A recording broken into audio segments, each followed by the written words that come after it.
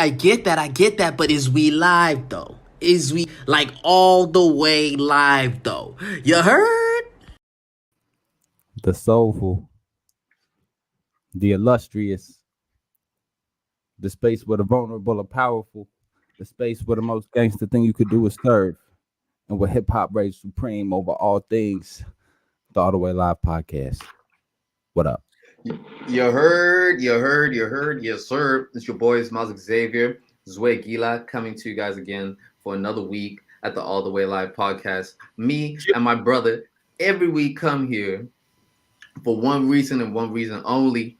That's to give information to people. We dedicate ourselves throughout the week to grabbing and curating carefully curated content for your cranium. You know what I'm saying? We take current news that's hot. We take ideas and controversial topics and try and break it down, apply some literature to it, apply some brain power to it, have these cool conversations. And we do it because we know that there's a lot of people going through it, man. We know that there's a lot of people that are suffering from mental illness issues. You know, there's a lot of people that are suffering from depression. We know that there's a lot of people really going through a tough time in life. And so we aim to be a place of positivity. Shout out to all the people that are listening, man. We love y'all. Big facts, big facts. We out here trying to make it make sense. You know what I'm saying? And we can't do that without acknowledging where we come from. You know what I'm saying? Because that's part of the perspective we bring. That's part of, you know, the what y'all feeling, the vibes that y'all hearing on y'all side, man. Shout out to everybody tuned in on Spotify, on SoundCloud, on Apple Music. Shout out to everybody who's viewing us, the YouTube audience. We love each and every one of y'all. You know what I'm saying? On my brother's side, Exeter is in the building by way of Johannesburg. My dude, appreciate you. Love you. I'm happy to be here. You know what I'm saying? Thank you. And then on this side, we Yes, got sir. in the building. Big facts. Big facts. This podcast is recorded forever on stolen land. This land belonged to the Potawatomi people, the Council of the Three Fires, and the violence done to them to remove them from this land is inseparable from the violence that we see in the city today, this violence that we see in this country today, and the violence that we see in the world today, man. It's a lack of acknowledgement. It's a lack of looking at the history and being willing to confront ourselves, right? We got to lift up love for indigenous people the world over. We got to lift up love for black and brown people the world over. We got to let you know that the intro's over and it's going to be a fly show. Let's go.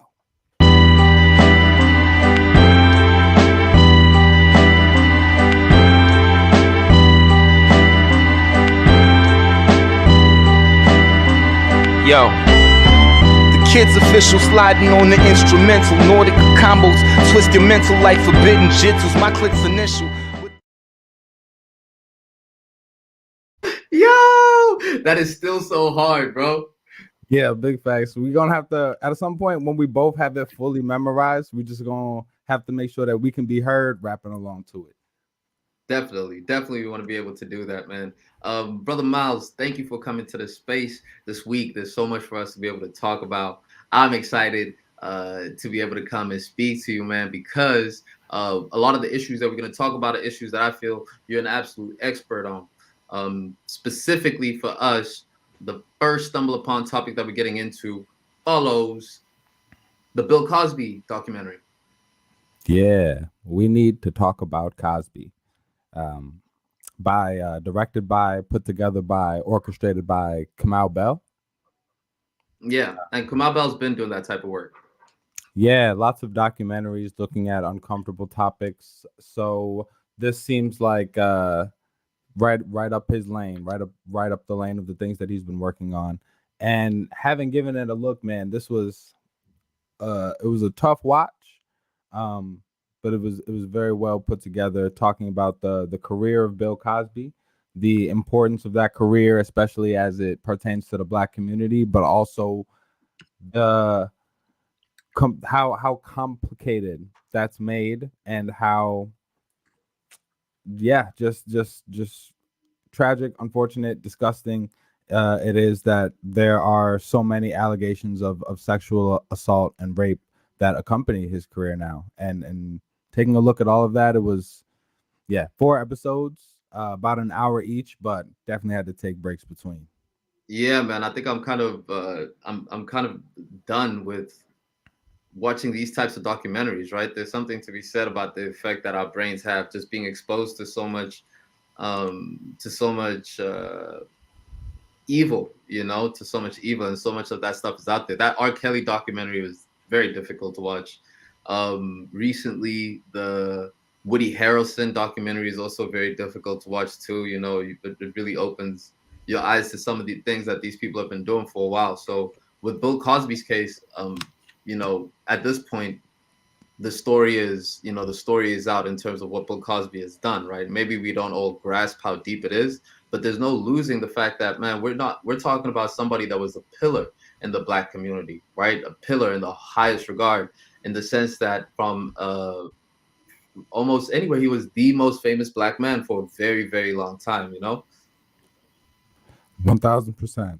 And I hear you for real when you say like you're tired of watching these documentaries, of putting yourself through that emotionally, having to watch, you know, all of this, like this pain that people are put through at the hands of men, particularly in power.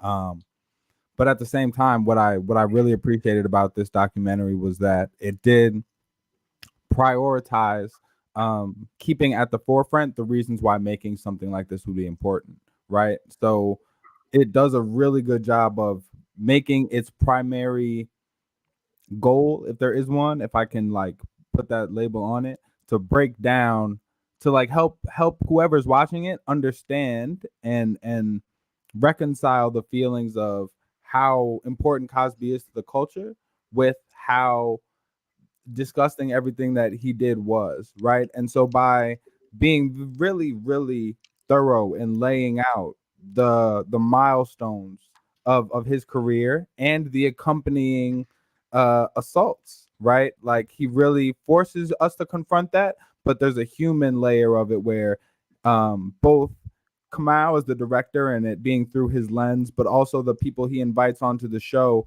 there's a conversational aspect of it where it is a lot of black people. Some of them are survivors. It's a mix of men and women and of just people who are close to either the career of Bill Cosby or the comedy scene, or experts kind of in the field of predatory behavior or assault or LGBTQ rights. Um, but it's really,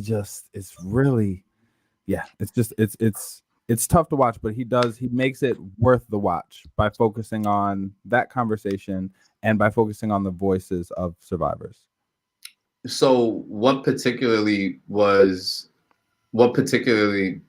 were they touching on in terms of Bill Cosby's accomplishments, and why this makes it particularly so hard to watch someone of his stature fall? Because it's beyond just a man in power abusing his power. I mean, you know, we're speaking about one of the proponents of the civil rights movements, right? We're talking about somebody who has gone far and beyond in terms of facilitating educational development for people of color, really standing behind a lot of the black leaders, right? So, for instance, it is reported that Bill Cosby paid for the mic stand, um, paid for the mic stand that Malcolm Luther King was using when he gave the "I Am a Dream" speech, right? Mm, mm.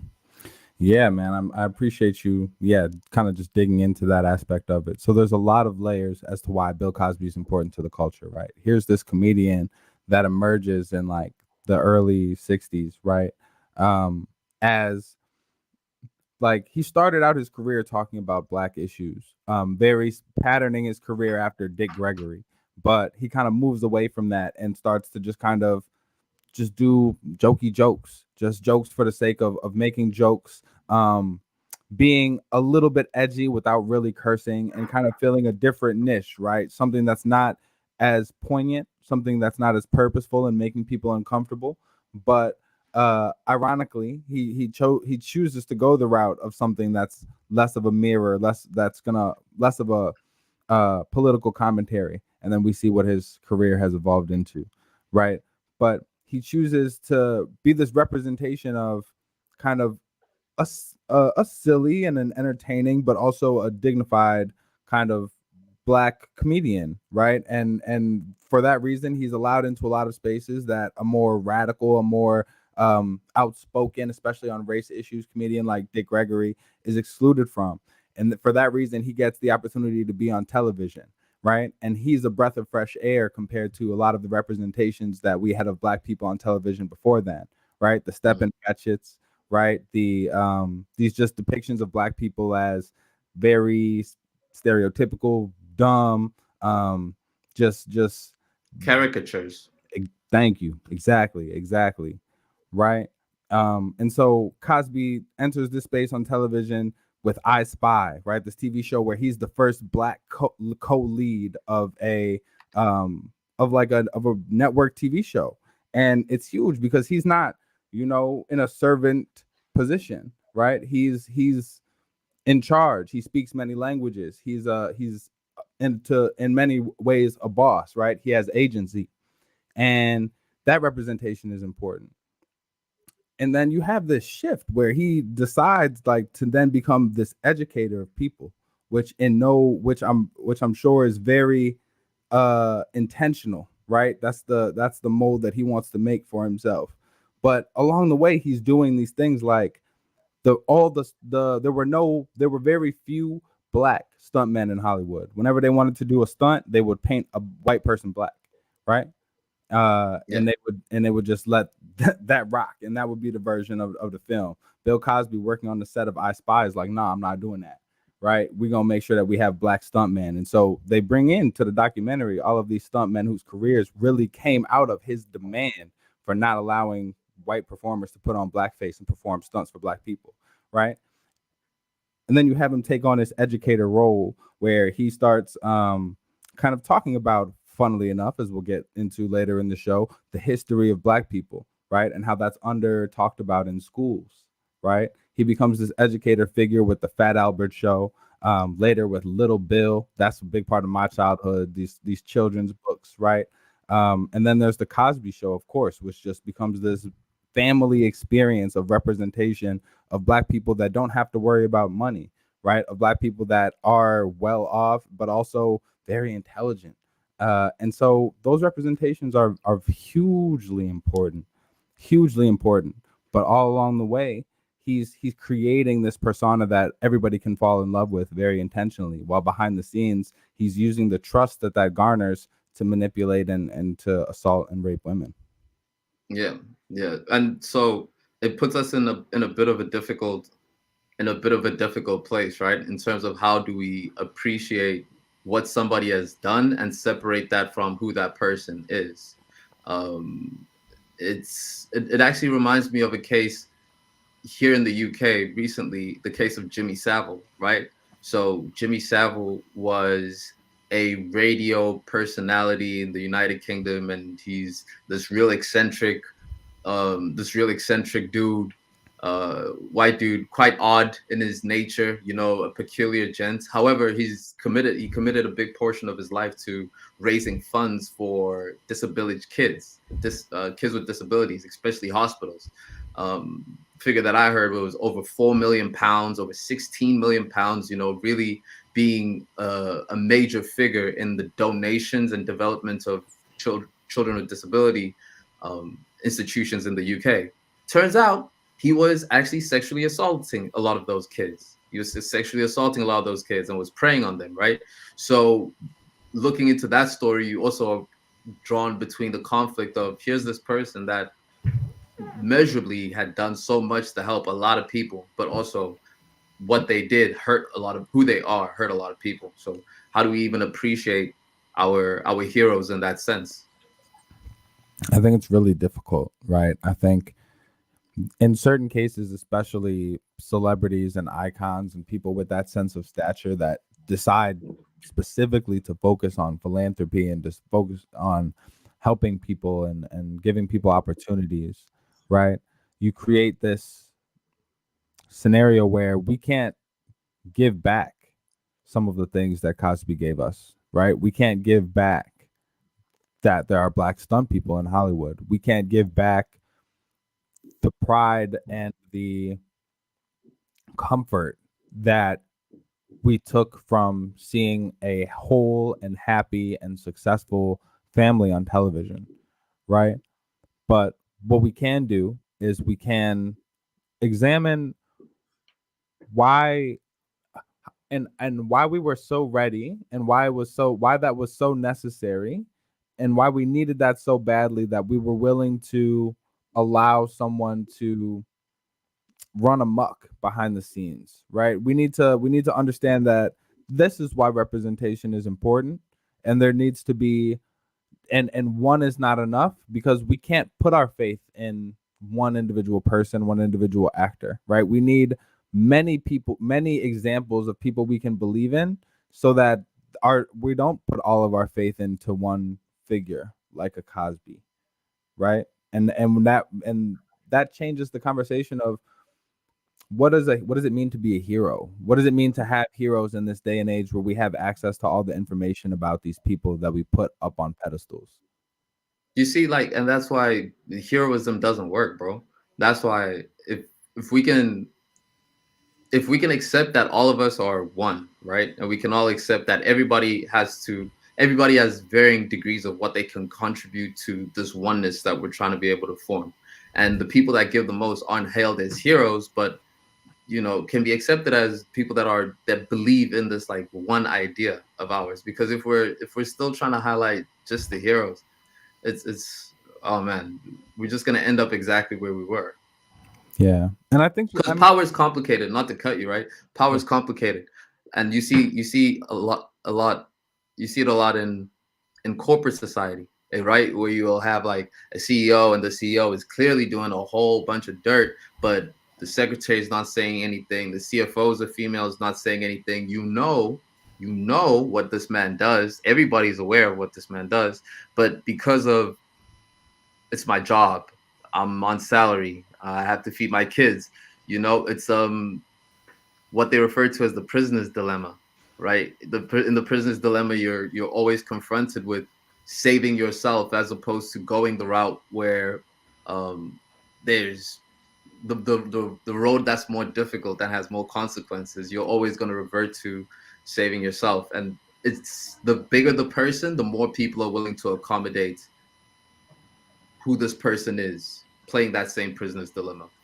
Yeah. But I also think that that's a very mature perspective, right? Like, I think that a lot of people, this is such a natural progression, right? From the time that you're a kid and you find an artist, right? Whether it's a musician or these days a YouTuber or whatever it is, right? That you're like, wow, this person puts out content that makes me happy. I want to believe in this person. Some days I don't feel like I'm enough. Some days I look at the world and I feel like it needs to be different, and there's this thing out there that makes me feel good, and the person behind that, I want to believe in them and people like them, right? And it's really, it happens across music. It happens across, obviously, comedians. We've struggled with this. Dave Chappelle, right? We've struggled with this with Jay-Z. We've struggled with this with Kanye, right? Like, this continues to happen where, like, of course, as we get older, we learn to we through the kind of bumps and bruises we develop from being disappointed by finding out about our heroes. We kind of learn that. But as I think about, like, how do I tell my potential son, right? Like, yo, it's cool. Whoever your favorite rapper is, whoever your favorite author is, whoever your favorite talking head is, that's dope, right? And then, man, we don't even have to get into the Joe Rogan conversation. But, like, you know what I'm saying? Whoever that is, like, whatever you take from that space, that's great. But know that, but don't put all your faith into one person like that, because inevitably they let you down. All these people are human, and we as humans are flawed. And anybody with that level of exposure is eventually going to see something that we don't like. Typically, right? Bro, but like I think we should approach this and have the same relationship with our heroes as we do with our first heroes, which is our parents, right? Like we're now old enough where we've been through a place where you've accepted your parents as just being people, and that hero facade and that hero outlook. The older you get, the more outlandish you realize it is to expect these people to be perfect, because they too are just people going through life. And You're so, right. But I do this podcast with you because you're my most mature friend. But I think the resistance, and I think like even the celebration of you, I don't know if you're my most mature friend, but you be able to put the thoughts together in the ways that I'd be like, yes, sensei, that's right. But also I look out at the world and I see that like people are really having a hard time letting go of artists that have disappointed us to a point where they've actually been harmful to people, and we need to have a different conversation about them, right? Bill Cosby, R. Kelly, right? Like there's just it seems like it is a struggle. It seems like people do have a hard time allowing like making space for their heroes to be not only human but to also like confront like, all right, we can't support this no more. I know you love cutting up to his music at the weddings. I know that Bill Cosby was what you watched with your kids, but we can't ignore the stuff no more. And I feel like that is a struggle for people. so when we say we can't ignore it, are we saying that we should no longer separate the the person from, in this case, the art, and just throw both of them away? Or is there a way to separate the two, still appreciate the art for the art form and what it gave you, but be able to disregard and no longer be a supporter of the person? I think whether or not you engage with the art is an individual decision still, right? Like I think for me, after watching the documentary and seeing all the links between Cosby the educator and Cosby the predator, between seeing all of the innuendos he was making about slipping things into women's drink throughout his career, how it leaked Yeah. into his stand-up, how it leaked into the Cosby show. It's really difficult for me to see those things the same way anymore, right? But if somebody says that they still enjoy those things and that's not tainted for them, that's fine. But there's another conversation about this list of females is 50, 60 females long, bro. And there's another conversation about whether or not you want to separate the art from the artist and keep watching the Cosby show. We still have to be able to confront what this person did in order to get justice for these people. And there's a lot of people I still feel like who defend these men because of their body of work, right? Mm. And that's where and that's what's not cool. That's what we gotta cut it out. You know what I'm saying? I'm not mad at you for if you want to still watch the Cosby show. I cringe every time I still hear R. Kelly, but the bigger issue is like, can we overlook their celebrity and overlook that artistic body of work to make sure that justice is served for the people that they hurt? That's what I'm saying. I think because of how powerful art can be on us as people, we have the tendency of glorifying the artist, when in fact an artist is somebody who is, even someone with the stature of Bill Cosby or whatever the case is, they too are people on this earth traversing the same probably insecurities, evidently in Bill Cosby's case, because cowardice of this magnitude stems from some form of insecurity. You know what I mean? So,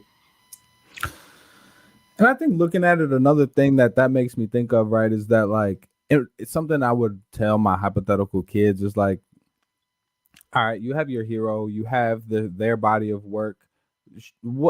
Show me their commentary on their flaws, right? Let me hear what they have to say about their own issues, right? If that doesn't exist, right, then that's a orange flag for me, right? Because we have so much exposure to celebrities, we have so much, right? Like, if they've done things that are controversial, if they've done things to hurt people, let me hear what they have to say on it, right? I heard back to Joe Rogan's explanation of saying the N-word. I wasn't particularly moved, but I ain't mad at nobody who said, he addressed it and he's in a different space now. Like, all right, cool.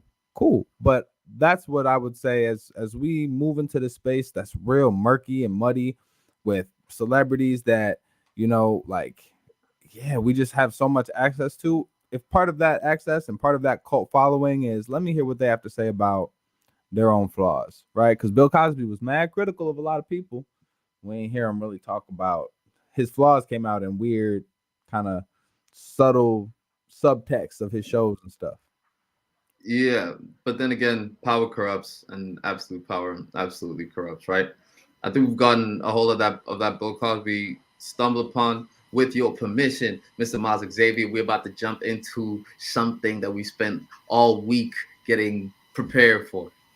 Let's get it.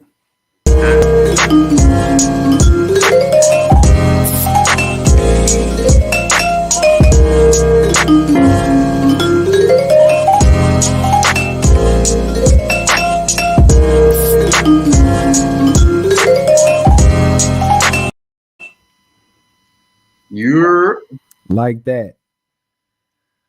Man. Critical race theory. We be on the ball, man. We talked about this.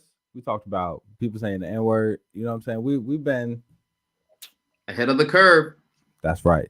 That's right. Been ahead of the curve. I don't listen.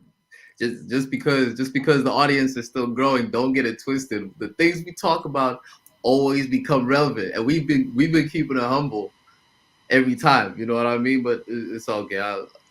I'll let the content speak for itself.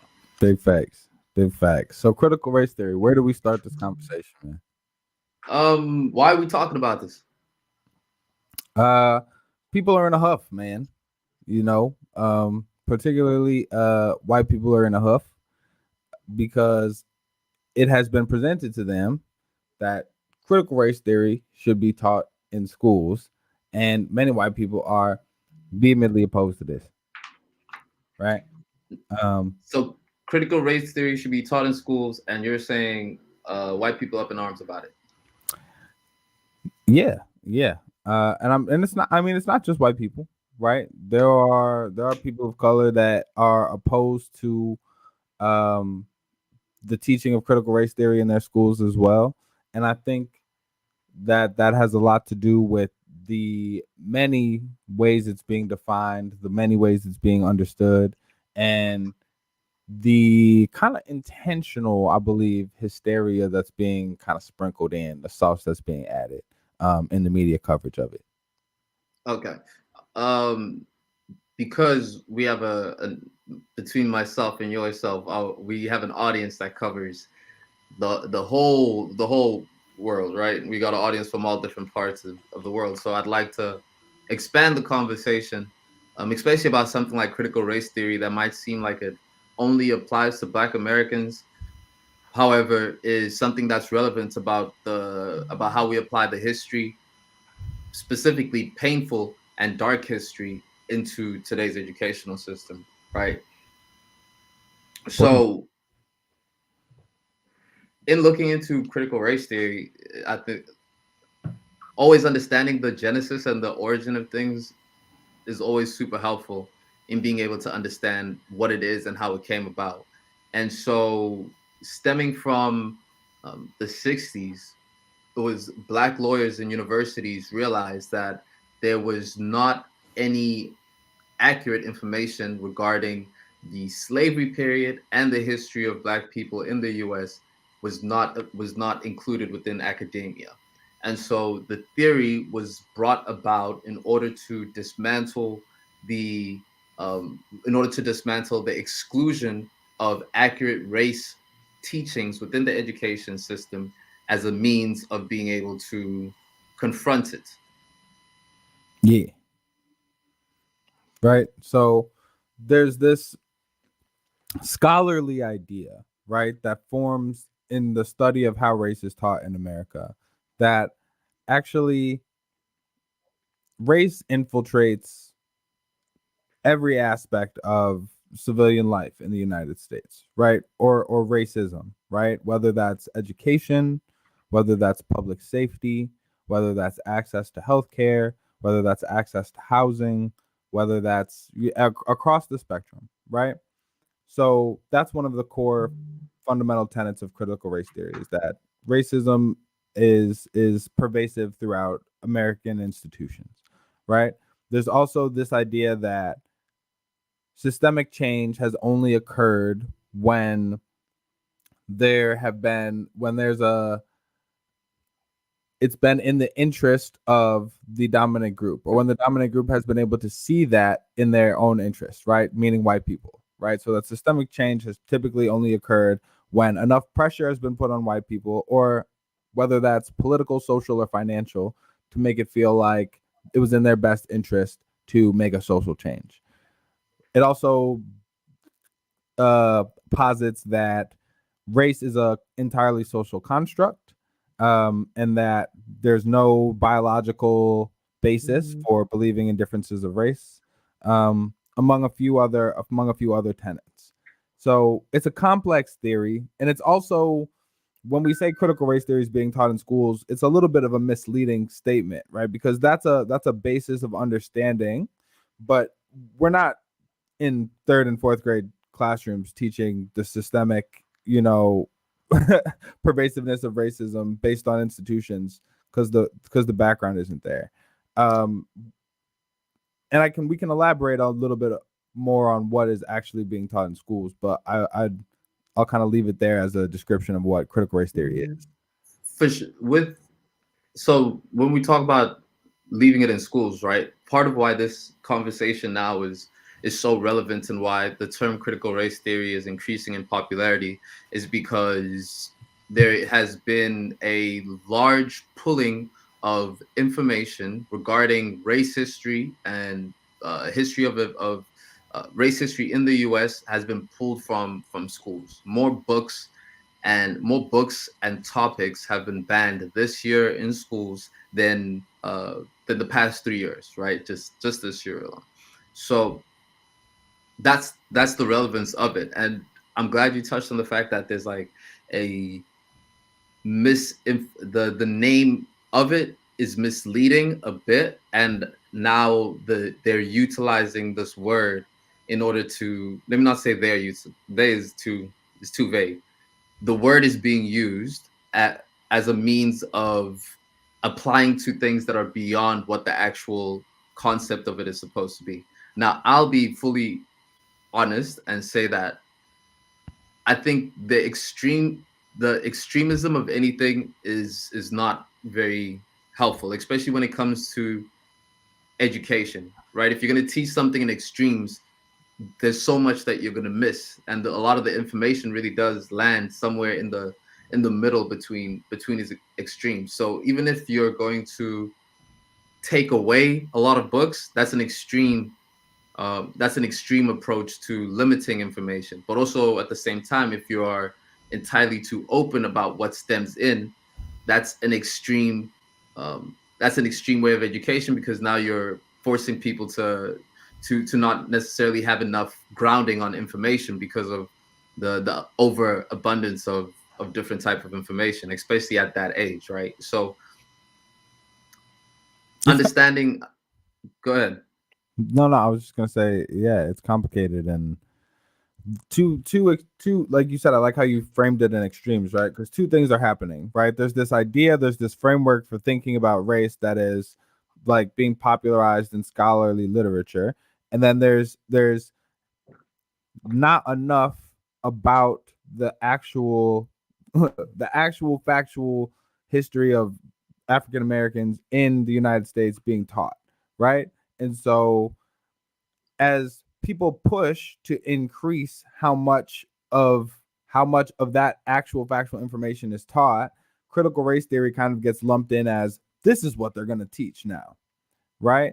And so to some extent, I'm willing to have a debate about, especially in high school classrooms, what the framing and the lens of that type of instruction should be, and the role of white supremacy in the United States. I think that's a complicated issue, and I think when we talk about how children are educated, like, I'm willing to have a lengthy conversation about that.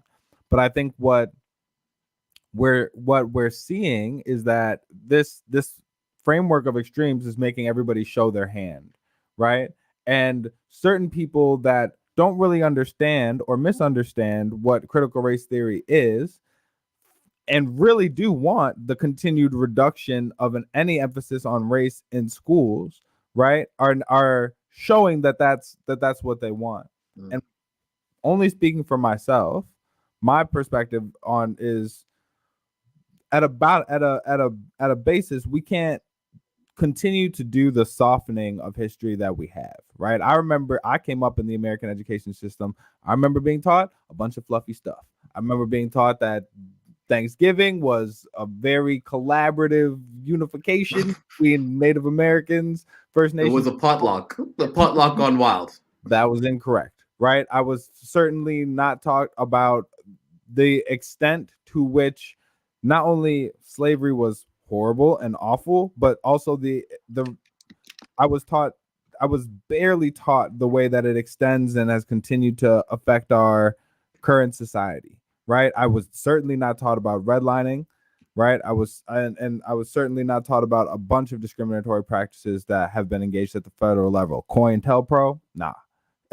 Fred Hampton, nah, was not in my history books, right? So I think there's a pushback against teaching how difficult life has been in America for Black people, because that story inevitably vilifies white people. And that's where my point of contention comes in, right? If you have a coherent argument about the ways in which we teach about white supremacy, I'm willing to have that argument. But if you're pushing back on teaching accurate history of Black people in schools, right, in America, in this country where it does affect our everyday lives, because of you feel like it paints like the truth paints white people a certain way, well, then we have a fundamental difference.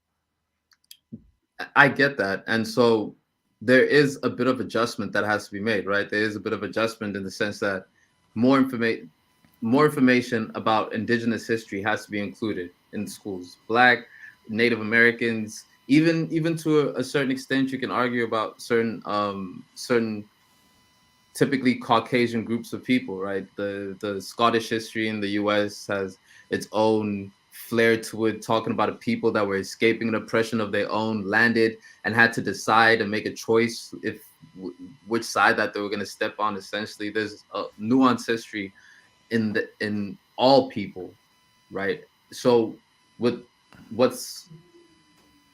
feel like critical race theory, that's what it represents, in the sense of introducing a way to include all forms of race education so that kids can be exposed to it early, understand what it is, know some of the reasons that caused it, and also begin to develop their own relationship with it that does not come from misinformation from home.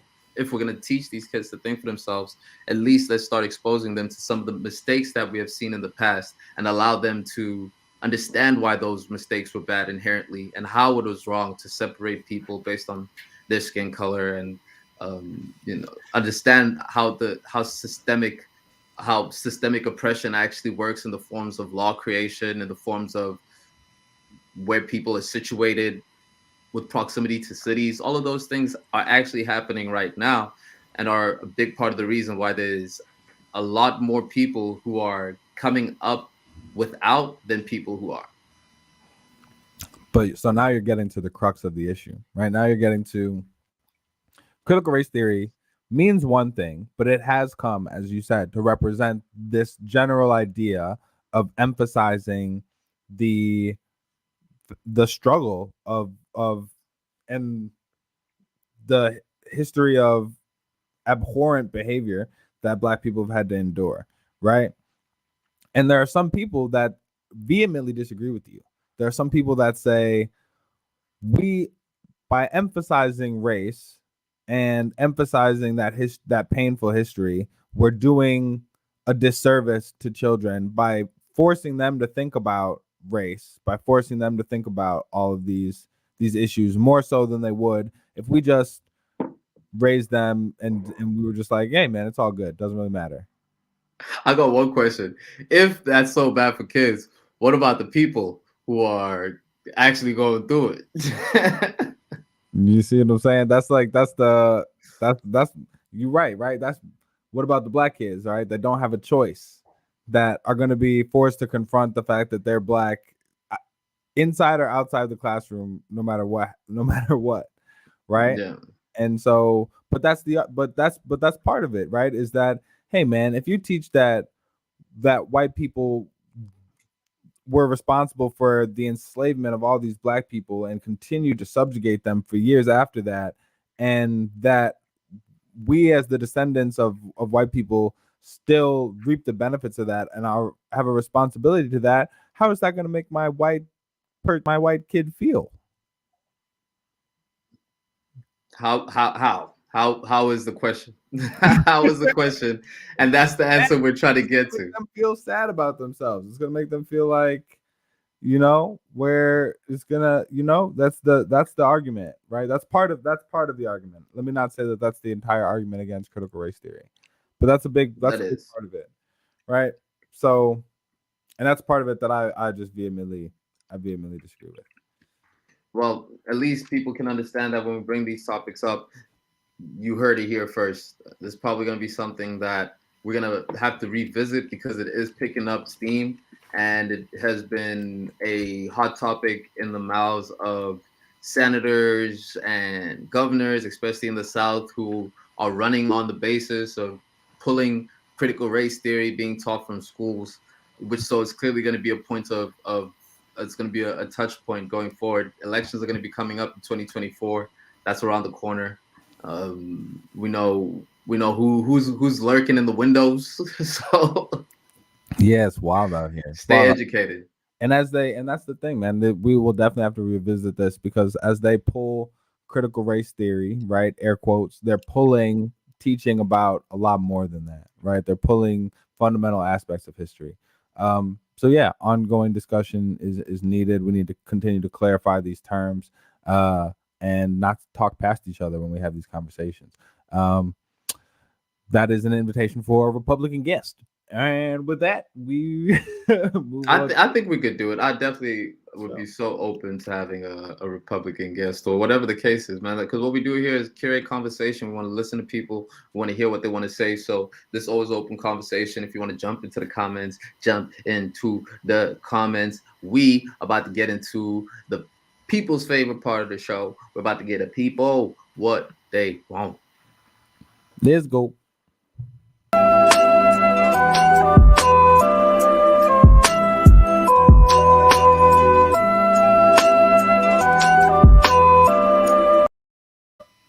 Yo. Yes, sir. Yes, sir. The people's favorite part of the show. Shout out to everybody that support and the record review. We got our, the numbers keep. This is what they want. This is what they want. And this is what I want to, because Chicago is most definitely in the building for the Saba review. You know what I'm saying? This Chicago. Yeah, for sure. Oh, no. Don't trip. We for sure got that one. This Chicago, nigga. We out here. Thank you. Thank you. I see what you did there. We're back with the drops. Smiles with the drops. Drop a few more, please. No, it's only right. Yo, Saba's this is when I think of hometown artists, man, I typically think of two categories. I think of the drill guys. I think of the Dirks. I think of the Rugas, the G Herbos. I think of the Luckies, the guys kind of on that side, and then I think of the Mick Jenkins. I think of the Chance the Rappers. I think of the Joey Perps, and I think of my guy right here, man, Saba. Mm-hmm. A few good things. The official All the Way Live review, man. What you think? I think everybody that's watching this review should also go to our YouTube and check out some of the past reviews that we have done. Let us know what you think. Get into the conversations over there. We definitely are responding. We'd love to get to a point where we're engaging people to do these reviews with us, man. We do this to open up a conversation. Chicago is in the building. Saba is in the building. This is the third effort that we're getting from Saba since 2016. What's cool about I know, right? I'm getting this is the third offering. Yeah, you're a pundit for sure. I'm definitely a pundit. A hip hop pundit? I am a hip hop pundit. 100%. 100%. What's cool about Saba is that with a lot of hip hop is very young. right? And we're young, to be fair, but some hip hop you've caught at the same artist at the same level that you're at, maybe in age or just in thinking, and you kind of elevate with that level. I actually caught myself listening back to Friday Night Lights by Cole, right? And hearing like, man, how much that applies to me right now. But where Cole is now, maybe not necessarily in terms of accomplishments, that relatability is slightly more different, right? Uh, but with artists like Saba, with artists like Mick Jenkins, with artists like Smino, with artists like Boogie, getting back on Saba, the age and the relatability and the life experiences are very close to me, and I relate very heavily. Yeah, man. I'm glad that you brought that aspect of relatability to it because I think that's where this album is really strong. Um, in a week where the hip hop floodgates kind of opened, right, and there was a lot to listen to. I was I don't know if I was in the mood for something as croonful, something as chill and laid back as this album was, right? It was definitely a shift of mind state from the other stuff I was listening to. And Saba does a really, really good job of, yeah, man, just like creating an experience for the listener that that's rewarding, even if it's not what you expected. So, like for instance, getting to hear a Bone Thugs hook right Mm, on a 2022 album, that was dope to me, right? Hearing an entire interlude that was actually dedicated to that Chicago sample that we just played, that was dope to me, right? And mm. no matter what you're kind of going into, uh, thinking an album is gonna be, those are the type of things that you really just can't anticipate, right? That Black Thought verse at the end, right? So I really just appreciated how the creativity that went into this. But at the same time, I felt conflicted about it. I was trying to go along with the chill vibe, but I wanted some more slaps, right? And when he started rapping and he was trying to slap, it wasn't. Those really weren't my favorite tracks. So I'm still working out how I feel about the album in that way. And that's fair. That's fair to say, and it's fair to say because we really enjoyed his last two albums, right? Bucket List, arguably, people are saying is his best project. I wouldn't disagree with that. Um, Care for Me, I thought was a spectacular piece of work. Yep. Um, it really was. So we're talking about somebody that cannot make bad music, and I think that's evident in this. That's evident in this album too, where you'd be hard pressed to call this bad music. It's not bad music, but You're right. what I appreciate most about it is the growth element, and the growth factor. The Mm. fact that I'm hearing Saba try to address more mature topics. He's trying to really describe the changes that he's going through as a breadwinner, adult in his family, as somebody that's new to money and new to larger responsibilities after working so hard to be able to get it, and what his relationship with doing that like. One of the lines when he's talking about I pay for my sister's tuition. I should probably go to the meetings. You know, I thought that was a super that's a super dope line, and that's a dope feature with Herbo. It wouldn't if we're comparing, because that's what we do in hip hop. I enjoy Care for Me better, but I am not even a slight less excited to be able to see the next thing that Saba puts up. Yeah, well, I'm glad you introduced comparison into it because we're gonna get there. We're gonna get there for sure. But yeah, perfect. This is you would be very hard pressed to say that any even one song on here is bad, right? He's crafting this music very intentionally. Um and it's creative, but there's so much going on that I almost felt like I didn't get a sense of his voice shining through this. You know what I mean? I when I think back to the things I remember, it's features, it's heavily layered vocals, but it's not Saba rapping, right? And every time I was like, man, I wish I had some more bars on this album. He would rap a little bit. You know, One Way is dope, right? If I Had a Dollar is dope. Uh 2012 is decent. An interlude called Circus is probably my favorite. Um, I think this man might distance himself from Speed.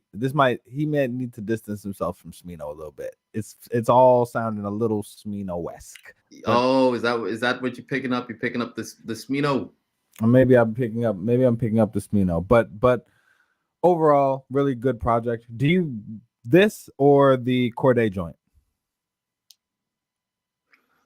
I think it's unfair. It's unfair to compare the two. Corday is a whiz kid in the best building. Corday is a whiz kid in the best building. Saba didn't go to college. You know, so didn't go to college. He's thugging it out, and so I respect them for two different things. If I had to choose, I need more time to live with the Saba album because I can tell it's gonna be music that I would enjoy a lot in a more chill setting. Yeah. Yeah. Yeah. Well, I'll certainly pick my favorites from the playlist. I listed some of my highlights. Still is dope. Come My Way is dope.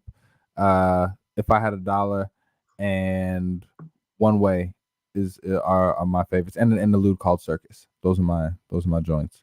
I give it a 3 or a 3.5 out of 5. 3.5. My brother Miles puts it. Obviously, Survivor's Guilt is a pretty dope track. Still featuring Smino and Black was cool. A Simpler Time with Mariba. I really enjoyed that. Soldier was also pretty cool. Again, you cannot call Saba's music bad music. So this is not a bad album. I'd love to see how I keep growing with it. I'll definitely come back to it. I'm sure there's a few extra joints that I can pick off of there. But my brother and I giving it 3.5 out of 5 mics. Yeah, heard. That Ziploc still slaps though. Yep. Yeah. I get that. But is we live though? Is we like all the way live though? You heard? Know what you want to do, man. Me no want rush this your Gotti. What I'm not doing is typing the album out right now, Miles. Typing the album out. What does that mean? That does not mean right here. That's cool. Let's do it. Yo, Gotti, Cocaine Music 10. There was a lot of music that dropped this week, Miles Xavier. You wake up, and me and you, we both love hip hop, so we're excited. We're ready for getting into things because the fans like to listen to us, comment on music. Hip hop is a competitive sport, and so if we talk about competitive sports, who won this week in the best music that released? Undoubtedly, to me, is this Yo Gotti Cocaine Music 10 album. I think I gotta agree, man. This is he's in shape, bro. He's in prime shape. This is what it sounds like when an artist is comfortable, when an artist is in their pocket, when an artist is confident, when an artist isn't trying to be anything that they're not. This is, and it's a double album. I feel like that a lot of the times come together. Artists usually give us a double album when they're feeling themselves, and I'm feeling Gotti feeling himself on this for sure. Yeah, definitely. I mean, what's so cool about hip hop these days, and it's kind of like unlocking a new level where people that have been in the game for a long time can still be up to speed in creating music that is just so fly, right? Gotti's been putting out music in 2003, and he explains his journey on this album. So the two double discs, you have Free and you got Game. So Free is 11, 12 tracks of just that cocaine music, that classic Gotti sound that we love, like that slapping, rack it up, You know what you're going for, that hardcore Southern trap Memphis sound. And then Game, this is where he dives deeper into the samples, and he gets a lot more intentional and educational with what he's trying to do, doing a lot of. And what I dig about this is another rapping exec. This is another businessman in the game. This is somebody else that also is crafting, is creating something of value, right? So he definitely dives into that bag and gives his nod to Jay, to Ross, to Nip, and these are his peers in the executive space, man. So it was dope to be able to get the most out of both worlds with this cocaine music turn from Gotti. It's fly. Yeah, big facts, big facts, and I love it, man. I love how you broke down the kind of the concept. Right, this just comes together so well, and it's not out of nowhere. Right, even as far back as like Untrapped, which was like 2018, 2019. There's a been a build to a more polished sound, to a very particular but comfortable and not boring, not fatiguing pocket. Right? He's in shape, man. I was off mic. We were talking about different artists to compare him to, and I was saying like Ace Hood. This is maybe executed in total as a double disc better than any Ace Hood project I can name. But there's a sense that I get of just an artist who understands what they can contribute to the game, and just honing in on that, and he sounds locked in, he sounds focused, and he sounds like, yeah, he wants to be talked about amongst those great names that you just mentioned. Yeah, as he deserves to be, because he's got the best roster in the game right now. Under his roster, you got 42 Doug, who's lighting up the streets. You got Moneybag Yo, who's under the same thing. You got Black Youngster. So clearly, this man has an aptitude for understanding what's good on the street, what sounds fly. He definitely has that ear. And another thing that I'm glad that he addressed, especially off the first track, is he's from Memphis. The late great young Dolph is from Memphis. Dolph, R.I.P. Dolph, recently killed in his hometown Memphis, and there were a lot of fingers that were pointing to Gotti. Immediately after that, police went over to Gotti, and a whole lot of that happened. And he addresses that in a very mature way that we haven't necessarily seen beef be addressed, because there was, there is alleged beef between the two. And he says, yo, like, I'm not about that beef stuff. And he says it was y'all were wrong for bringing that towards me, but I'm about unity, I'm about peace, I'm about all these different things. Now, maybe I'm not speaking on behalf of the streets, and I'm not engaging in street talk, but all I'm saying is for somebody who has the fingers pointed at him to still address it in that way, and promote positivity and promote business and do it over some hard beats. Oh, bro, this is fly. Women love Gotti. Yeah, for sure. If you ain't know that Untrapped project, bro, that's where all the twerk music that you hear now. Yeah, Yeah. If you ask yourself who loves Gotti, women love Gotti. But man, this is you nailed it, man. You put it right on the head. It's incredible to have game. It's incredible to see hip hop mature. We talk a lot about that on this show.